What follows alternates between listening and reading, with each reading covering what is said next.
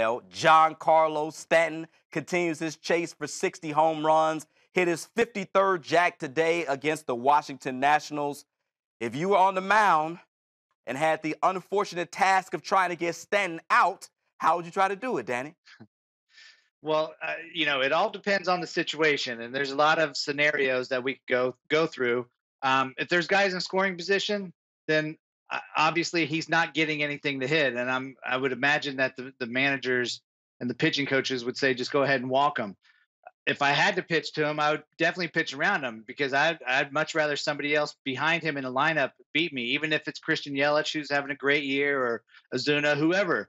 I don't want Giancarlo Stanton beating me.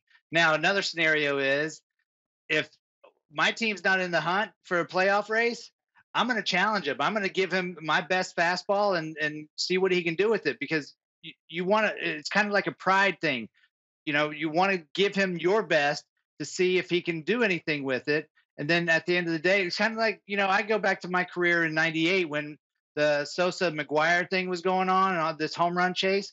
We were out of it already. So I didn't care if I gave it up, but I was going to give him the best that I had, the best fastball, and not try to trick him. So, it just all depends on the situation, I guess, is what I'm trying to say. Stanton's certainly matching baseballs, but is he your NL MVP right now?